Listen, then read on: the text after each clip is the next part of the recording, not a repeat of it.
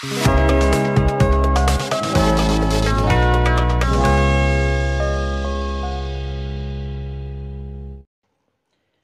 Guys, welcome back. तो यार पिछली वीडियो में हमने जाना था कि फंक्शंस क्या होते हैं एंड कैसे हम फंक्शन को डिफाइन करते हैं।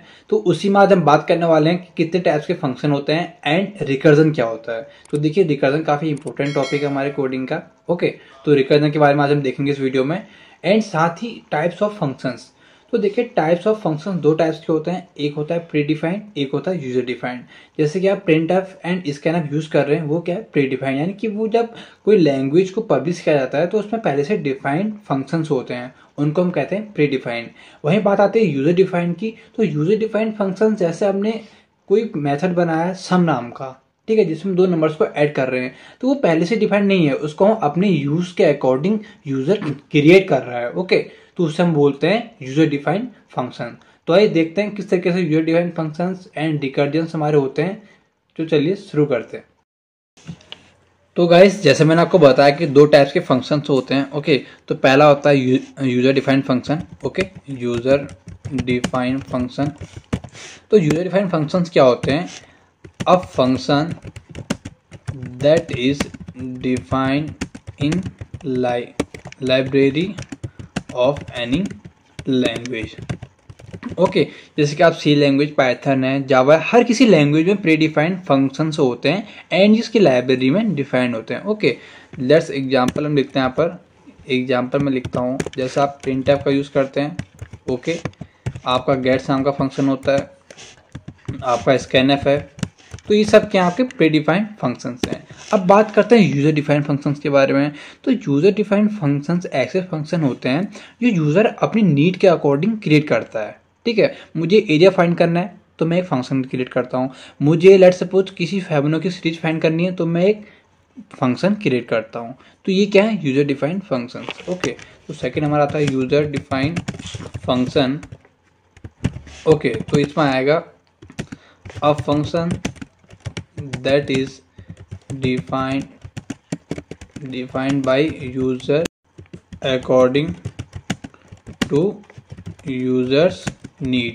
ओके, तो यानी कि यूजर के नीड के अकॉर्डिंग जो भी वहाँ पर मेथड बनेगा वो होगा हमारा यूजर डिफाइंड मेथड। ओके, तो ये होता हमारा डिफरेंस है user defined and pre defined के बीच में। जैसे हमने प्रीवियस वीडियो में देखा था, सम नाम का मेथड बनाया था, वो क्या है? यूजर डिफाइंड फंक्शन है। ठीक है, मैं यहाँ पर एक क्रिएट करता हूँ,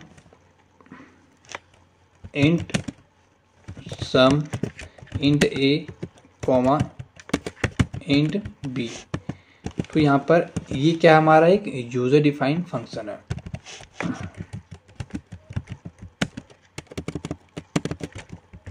डिफाइंड फंक्शन। ओके, अब यहाँ पर एक इम्पोर्टेंट और काफी मेन टॉपिक है कि मेन जो हमारा है ये किस टाइप का मेथड है। देखिए, क्वेश्चन बहुत बार पूछा जाता है और हो सकता है आपको हर कोई ना बताए कि मेन किस टाइप का मेथड है।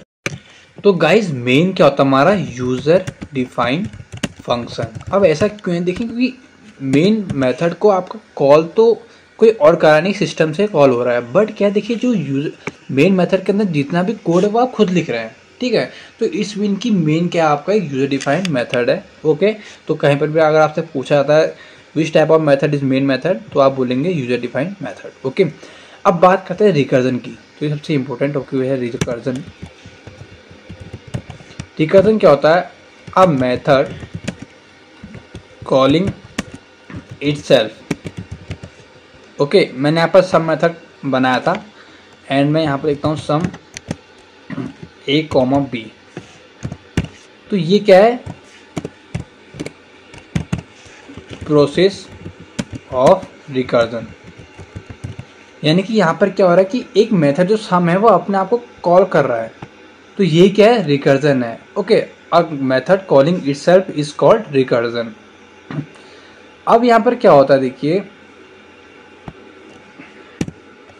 मैं एक प्रोग्राम लिख रहा हूँ, इसकी हेल्प से हम समझेंगे रिकर्जन कैसे काम करता है। Program to find the factorial okay of a number. मैं लिखूंगा, एक हमको इंटीजर प्रोवाइड करेगा इंट फैक्ट। ओके, एक ही हम नंबर लेंगे इंट एन। अब यहाँ पर क्या होगा देखिए, if n equals 1 then return 1, okay. And यहाँ पर क्या होगा, एल्स रिटर्न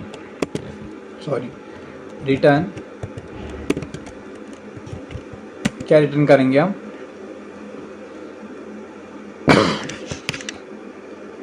एंड इनटू यहाँ पर क्या कर देंगे, फैक्टर को दोबारा कॉल करेंगे n-1, ओके। अब यहाँ पर क्या होगा देखिए, तो जो इफ n इक्वल्स 1 है, ये क्या आपका बेस केस। तो जब भी आप एक रिकर्जन फंक्शन क्रिएट करते हैं तो वहाँ पर बेस केस का होना काफ़ी कंपलसरी है, ताकि आपका रिकर्जन स्टॉप हो, यानी कि ऐसी कंडीशन जहाँ से आपका जो कंट्रोलर है वो मेथड से बाहर आ जाए, ठीक है।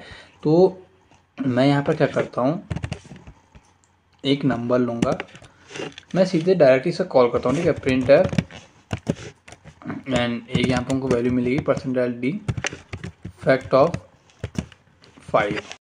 तो चलिए इसे कंपाइल करता हूँ।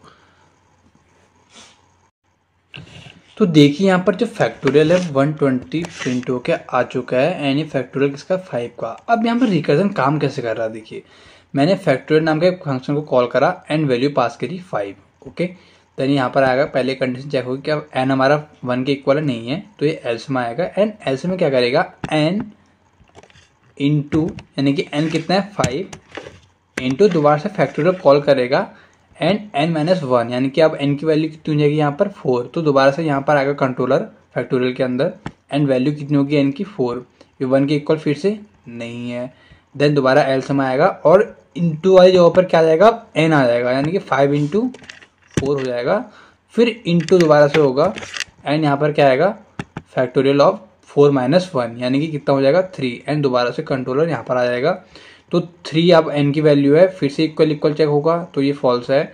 देन दोबारा से एल्स में आएगा, रिटर्न क्या होगा n, यानी कि n कितना है 3, और देन क्या होगा इंटू, फिर से फैक्टोरियल कॉल होगा, वहाँ पर आएगा 3-1 यानी कि 2, एंड दोबारा से यहाँ पर फैक्टर जब कॉल होगा तो n की वैल्यू 2 होगी, एंड 2 फिर से क्या है 1 के इक्वल नहीं है, तो दोबारा से क्या रिटर्न होगा इंटू n, यानी कि कितना है 2, एंड इंटू फिर से फैक्टोरियल कॉल होगा एंड n-1 फिर से वैल्यू पास होगी, यानी कि 2-1 ओके। एंड यहाँ पे जब 1 वैल्यू पास होगी फैक्टोरियल में, तो ये कंडीशन, पहले कंडीशन ट्रू हो जाएगी, n इक्वल्स 1, ओके। तो जब पहली वैल्यू ट्रू हो जाएगी तो रिटर्न क्या होगा 1, तो यानी कि जो यहाँ पर कैलकुलेशन यहाँ पर इंटू क्या हो जाएगा 1, एंड आपकी पूरी वैल्यू जो होगी वो रिटर्न हो जाएगी, क्योंकि अब दोबारा तो आप फैक्टोरियल को कॉल नहीं कर रहे हैं, ठीक है ना। तो इसकी वैल्यू कितनी आएगी टोटल, 5 इंटू 4 20, 20 इंटू 3 60, 60 इंटू 2 120। तो गाइस इस तरीके से आपका रिकर्जन मेथड कॉल होता है, एंड इस तरीके से आपकी वैल्यूज रिटर्न होती हैं, एंड बेस हमारा केस होता है वो एट द एंड इस तरीके से काम करता है कि आपकी टोटल वैल्यू यहाँ पर जो कॉलर है, जो उस फंक्शन को कॉल कर रहा है, उसके पास चली जाए एंड आपका कंट्रोलर मेथड से बाहर आ जाए। तो गाइस इस तरीके से हमारा रिकर्जन काम करता है, एंड अगर आपको कोई भी डाउट है तो आप मैसेज में मुझसे पूछ सकते हैं कमेंट करके, ओके, एंड मैं आपको उसका आंसर जल्द से जल्द दूंगा। सो आज के लिए इतना ही, जल्द मिलते हैं किसी वीडियो के साथ, थैंक यू।